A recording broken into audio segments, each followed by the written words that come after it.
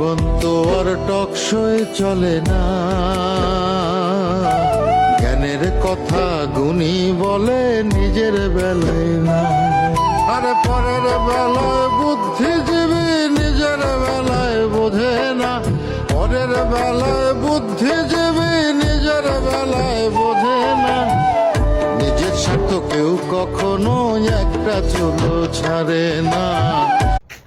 আসসালামু আলাইকুম।